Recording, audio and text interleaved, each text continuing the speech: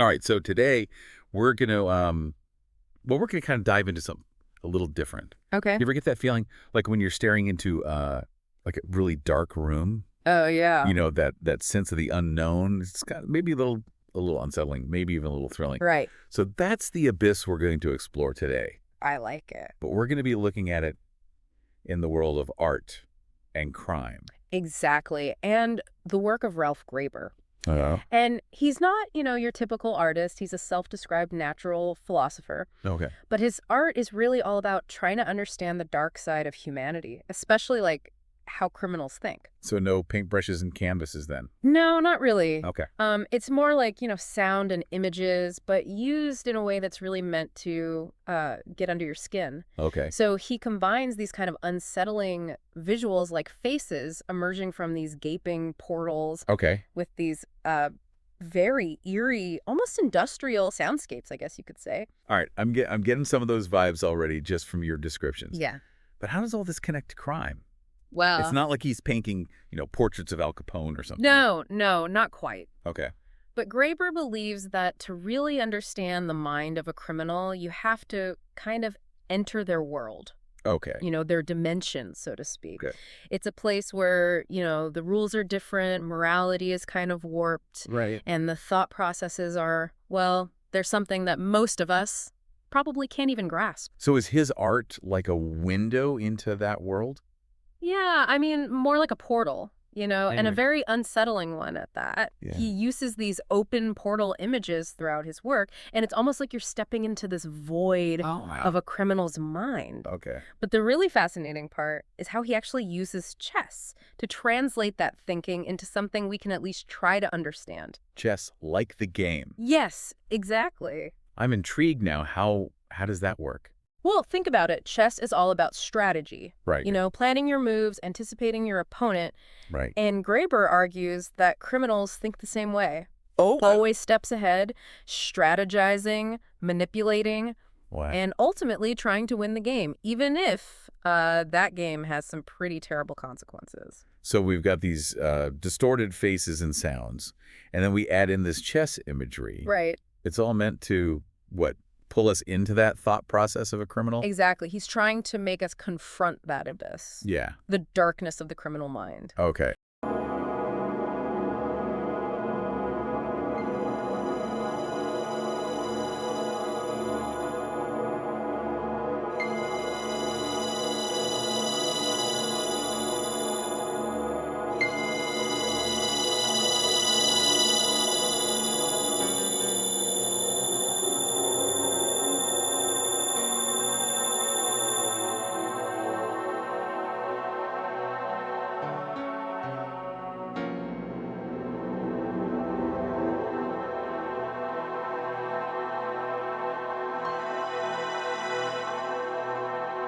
He even uses that phrase directly.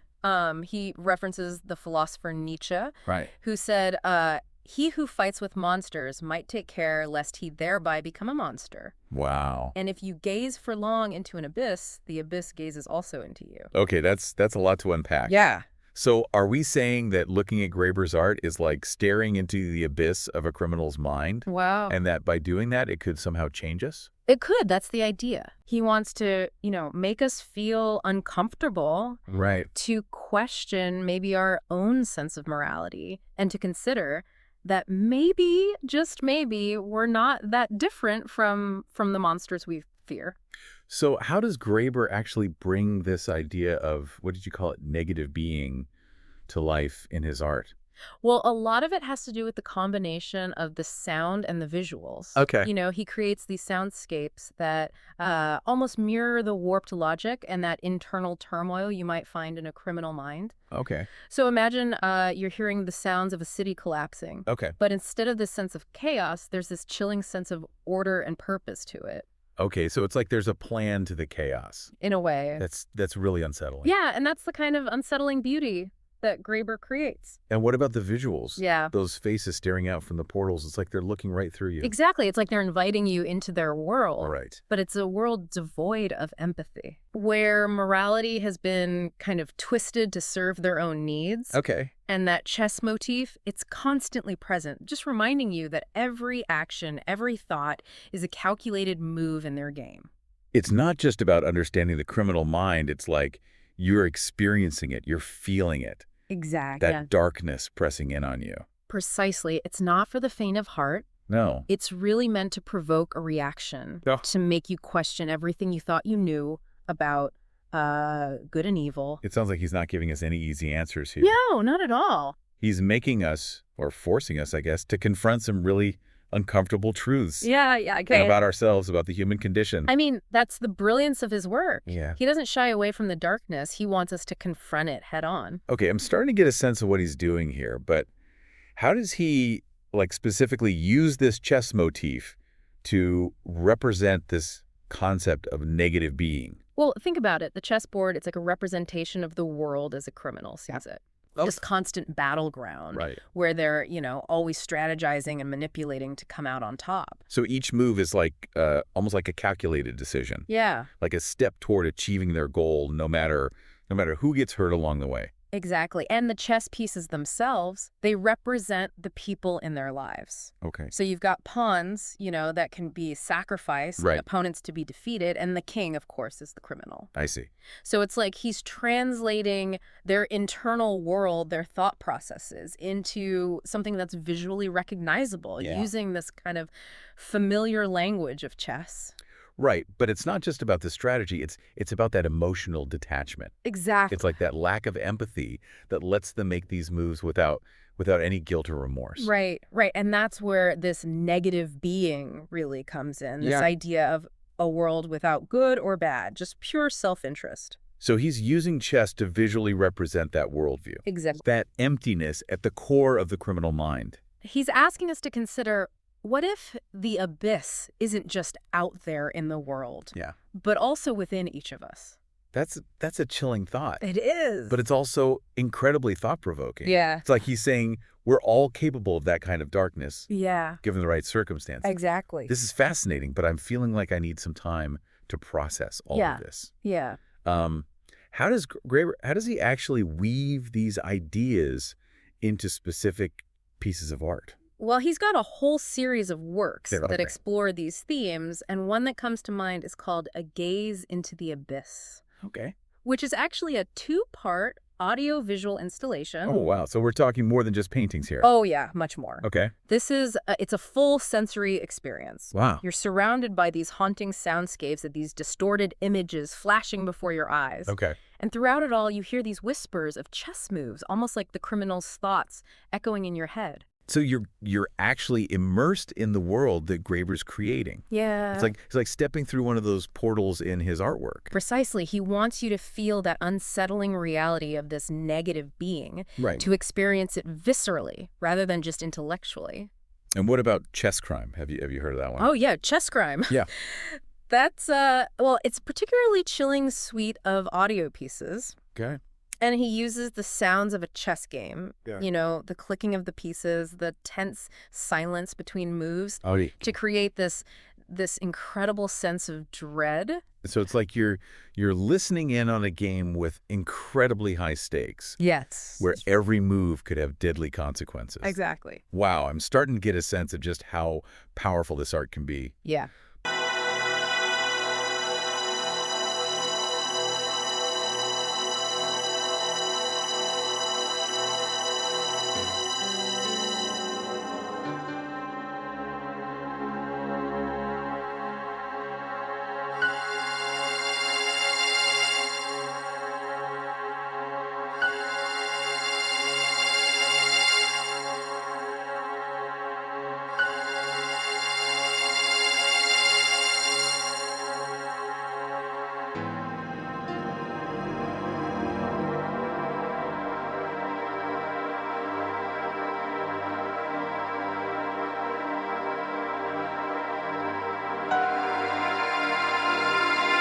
But for someone who's never, seen it, heard it, experienced it firsthand, what would be like the one key takeaway you'd want them to have? I think the most important thing to understand is that Graeber's art is about more than just aesthetics or entertainment even. It's about, it's about confronting this darkness within ourselves. Right. Recognizing that we're all capable of both good and evil. It's not just about those criminals out there. Right. It's about the potential that we all have. Yeah, that potential for darkness that exists in all of us. And that's the real abyss that Graeber wants us to gaze into, that unsettling truth about human nature. This has been heavy, but it's really compelling. It is. And it makes me wonder, how would I react if I saw this, heard this for myself? Right. Would I be, repulsed, fascinated? Would I be changed by the experience? Well, that's the beauty of art, isn't it? It can provoke such a wide range of emotions and reactions. I mean, especially with Graeber's work, it's impossible to walk away unchanged. It definitely sounds like an experience that would stay with you. Absolutely. But how does he actually translate this negative being into those soundscapes? Right. The ones that you're describing, that's what I'm really curious about. Yeah, well, that's where things get really interesting. It's like he's saying, look, this is the sound of someone thinking, but it's thinking gone wrong. Yeah, before the break, we were talking about how Graeber uses sound to, almost give you a sense of what it's like to be inside the mind of a criminal. Right. And one of the things he does is he uses a lot of dissonance and distortion, those jarring sounds you might hear in, like, a horror movie, but he takes it a step further. So it's not just like random noise then? No, definitely not. Okay. He's very deliberate in the way he uses sound. Like, he's trying to mirror the internal chaos. Right. And that distorted logic of the criminal mind. So imagine, like, a beautiful melody. Okay. But then it starts to warp and decay. Okay. Until it's almost unbearable to listen to. Oh, wow. That's kind of the sonic journey that he takes you on. So it's like he's taking something that's familiar and turning it into something ugly. Yeah, in a way, I guess. Is there a purpose to that beyond just, making us uncomfortable? Absolutely. I think he's trying to get us into the mindset of someone who sees the world differently. Okay. Someone for whom beauty and ugliness are all kind of blurred together. So that connects back to the chess motif. Right. How they're always thinking, how to get what they want, even if it means harming others. Exactly. The sounds, they create this sense of unease, like something is fundamentally off. Okay. And that really mirrors the moral compass of the criminal mind. Like, it's out of sync with the rest of the world. So it's not just the sounds themselves. Right. It's what they represent. Exactly. It's about the lack of empathy, that darkness at the core of this negative being. It's creating an experience. Right. Not just understanding it in your head. Exactly. Yeah, he wants you to feel it in your gut. It's like he's saying, this is what it feels like to be inside the mind of someone who doesn't see the world the way you do. Yeah, exactly. And by creating that sense of unease, he's also making us question our own assumptions about good and evil. Oh, okay. Like, are we really that different from the people we consider monsters? Right, right. Or is it just a matter of perspective? It's a question I think a lot of people would probably rather not think about. Yeah, exactly. But Graeber's not letting us off the hook that easily. He's not, no. He wants us to confront these uncomfortable truths. Yeah. And he does it by layering these different sounds. Okay. Creating this kind of sonic landscape that reflects the complex, often contradictory nature of the criminal mind. Could you give us an example? Yeah, absolutely. Of how he does this in one of his pieces? So in A Gaze into the Abyss, there's this one section where you hear these whispers of chess moves.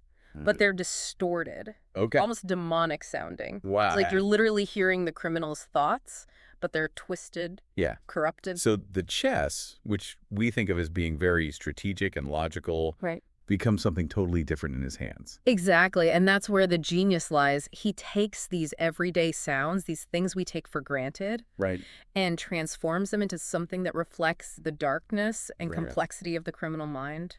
You mentioned that he combines these sounds with visuals. Right. Those faces and the portals. Right, yeah. The visuals are just as unsettling as the sounds. Imagine faces, but they're stretched. Warped, almost inhuman. It's like looking into a funhouse mirror, but instead of making you laugh, it makes you shudder. Right.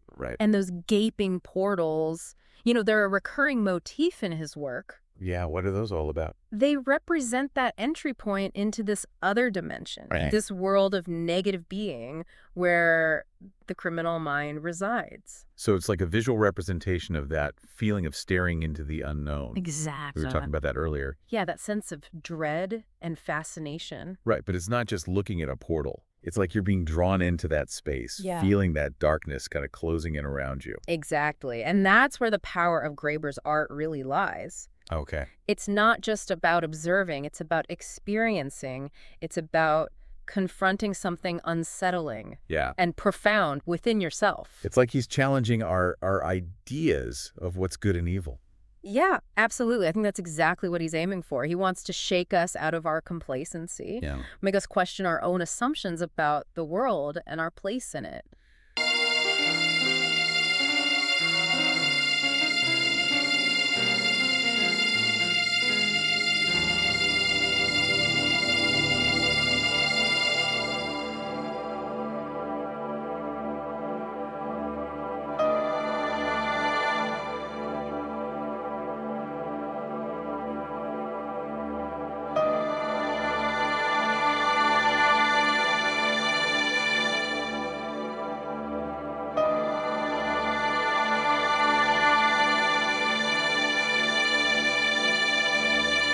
So it's not just about criminals out there. Right. It's about us. It's about understanding ourselves. Yeah. Precisely. Graeber's art is like a mirror, reflecting back at us the potential for darkness that exists in all of us. That's a pretty heavy thought. It is, yeah. It makes you wonder how people react to this. Yeah, I mean, it's definitely polarizing. I can imagine. Some people, they find it repulsive and disturbing. Right. They accuse him of just sensationalizing violence and darkness. Okay, so there's pushback. Oh, there's definitely pushback, but there are also a lot of people who are captivated by his work. Okay. They see it as a necessary confrontation with the darker aspects of human nature. Okay. Like, it's a challenge to our complacency. So it's more than just shock value. Exactly. He's not just trying to shock or disgust. He's trying to make us think, Right. to feel, to question our assumptions. And I think that's what great art should do, Yeah. even if it makes us uncomfortable. Yeah, that's a good point. I think so, too. I think that's a good place to stop for now. Okay. And we can pick up after the break and dive into some more specifics. Sounds good. Okay, we're back.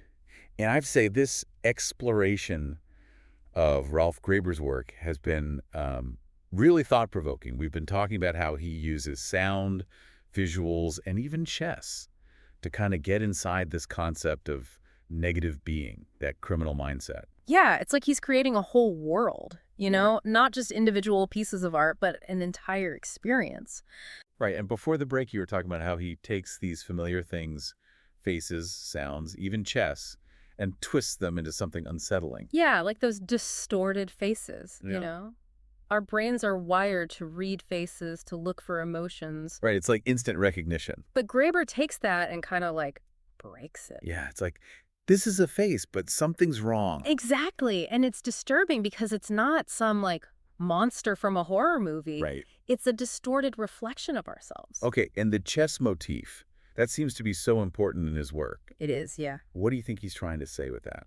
It's not about criminals literally playing chess. Right. It's about how they think, that strategic, calculating mindset. Always thinking several moves ahead. Exactly. Always looking for an advantage, which is chilling when you apply it to real-life crime. And he actually uses the chessboard as a visual in his work. He does, yeah. It's like a representation of the world as a criminal sees it, you know? Everyone's a pawn to be manipulated. It's all about strategy and winning, no matter the cost. Exactly. And then there are those portals. Yeah, those gaping portals, they keep coming back to my mind. They're like doorways into that negative being we've been talking about. Yeah, like you could step right through them and enter that world. Think about that feeling when you're standing at the edge of a cliff, looking down. Oh, yeah. There's that sense of danger, Right. but also kind of a pull, like you might fall in. That's a good analogy. It's like he's daring you to look into the abyss. Exactly, and he doesn't shy away from the darkness, you know? Those jarring sounds, the distorted melodies, they're all meant to create this atmosphere of unease. Yeah, it's not just visual. It's like he wants you to feel the darkness. He wants you to experience it, not just understand it. It's pretty intense stuff. It is, yeah. And some people might say, why would I want to do that? Why would I want to immerse myself in that kind of negativity? Right. What would you say to them? I'd say it's not about glorifying crime or making excuses for criminals. It's about understanding that darkness, that potential for both good and evil that exists in all of us. It's like a reminder that we're not that different from them, the criminals. Exactly. The line isn't always so clear. And maybe by understanding that, we can better understand ourselves. Yeah, and maybe even prevent some of that darkness from taking hold. His work is definitely a challenge, but it's really powerful. Art can be more than just something pretty to look at. It can be, It yeah. can be a way to explore these really deep questions about ourselves and the world. It can be a catalyst for change, even. So if someone wanted to experience this for themselves, where would you recommend they start? I'd say A Gaze into the Abyss is a good entry point. Okay. It really gives you a sense of his style and the themes he explores. Any final thoughts for our listeners before we wrap up? I'd say don't be afraid to be challenged. Yeah. Art can be unsettling, but it can also be incredibly rewarding, and Glaber's work is definitely a testament to that. Well, I think we've given our listeners plenty to think about today. I hope so. And maybe they'll even be inspired to explore Graeber's work for themselves. Thanks for joining us on the deep dive. It's been a pleasure.